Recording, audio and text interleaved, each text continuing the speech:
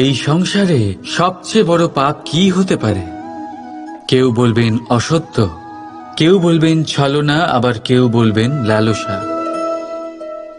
না, সংসারে সবচেয়ে বড় পাপ হল নারী জাতির অসম্মান, নারীর মান ভঙ্গ করা।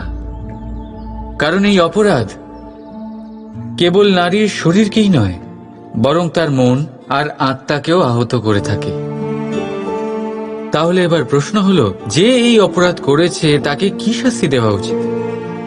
কেউ বলবেন শারীরিক যন্ত্রণা, আর কেউ বলবেন মৃত্যুদণ্ড। কিন্তু এই অপরাধের শাস্তি নির্ধারণ করার আগে এটা জানার কি কোনো প্রয়োজন নেই যে অপরাধী আসলে কে? এখন আপনি বলবেন সহজ ব্যাপার, সেই পুরুষ যে নারীর মান ভঙ্গ করেছে। কিন্তু এ কি সম্পূর্ণ সত্যি? নিজের অপমানের জন্য, নিজের সম্মানকে নিজেই হারানোর জন্য কখনো নারী কি নিজে দায়ী হতে পারে না? ভেবে দেখুন, সম্মানহানির থেকে বাঁচার জন্য সর্বপ্রথম সম্মানের সীমার ওপর নজর দেওয়া প্রয়োজন। রাবণ সীতার হরণ এই জন্যই করতে পেরেছিলেন কারণ সীতা নিজের বোকামোর জন্য রাবণের সেই সীমা উল্লঙ্ঘন করা সহজ করে দিয়েছিলেন। কিন্তু অশোক বাটিকাতে সেই সীতাকেই রাবণ স্পর্শ পর্যন্ত করতে পারেননি, কারণ সে রাবণ আর তার মাঝখানে ঘাস দিয়ে একটা ছোট রেখা বানিয়ে দিয়েছিলেন। জীবনে না বলতে শিখুন। যদি কেউ আপনার সম্মানের সীমা পার করতে চেষ্টা করে তাহলে তাকে সেখানেই আটকাতে শিখুন। আপনার ওপরে ওঠা প্রথম হাত, প্রথম কটাক্ষ ওইখানেই আটকাতে শিখে নিন। তখন কোনো পুরুষের সাহস হবে না আপনাকে আবার অপমান করতে চেষ্টা করার। কারণ নারী জননী, পূজনীয়। তাই নিজেকে দুর্বল মনে করে আপনি অপরাধী হবেন না। রাধা রাধা।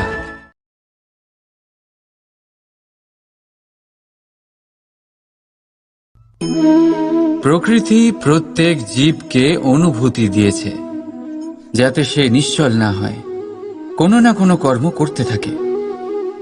আর সেই অনুভূতি হল খিদে।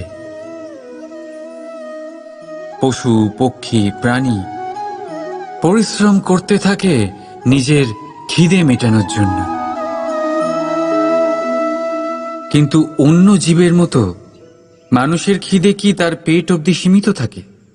পেটের খিদে মেটাতে মেটাতে কখন যে এই খিদে মন আর মায়ার তৃষ্ণায় রূপান্তরিত হয় আমরা বুঝতেই পারি না।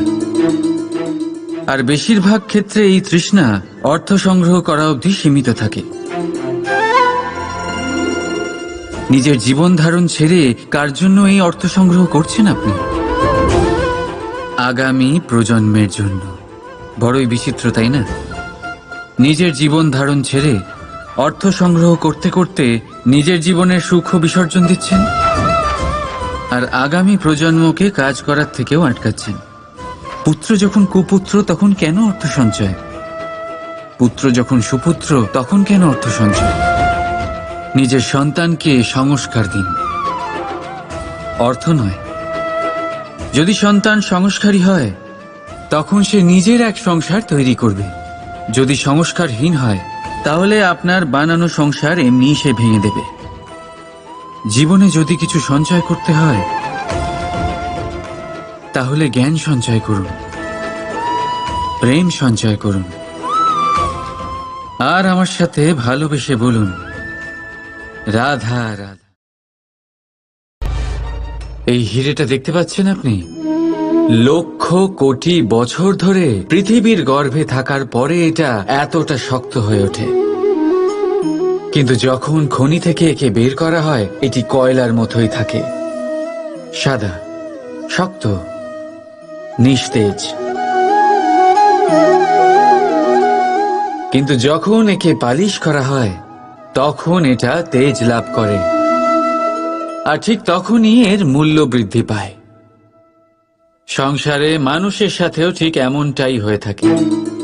মানুষের বুদ্ধি, মেধা, অভিজ্ঞতা সেই বছরগুলোর জন্য বৃদ্ধি পায় না যে বছরগুলো আমরা জীবনে কাটিয়েছি, বরং সেই মুহূর্ত থেকে ফুটে ওঠে যখন আমরা কষ্টের সম্মুখীন হয়েছি, বিপদের সম্মুখীন হই, সংকট পেরিয়েছি, ছলনা আর ক্লেশ সহ্য করেছি। এই জন্য যদি আপনার জীবনে আপনি সংকটের সম্মুখীন হন, বিপদ আসে, কষ্ট আসে, তাতে একেবারেই ভয়ভীত হবেন না। তাকে আহ্বান জানান, কারণ এই পরিস্থিতিগুলোই আপনাকে অভিজ্ঞতা দেবে যা আপনাকে উন্নত করবে। রাধা রাধা।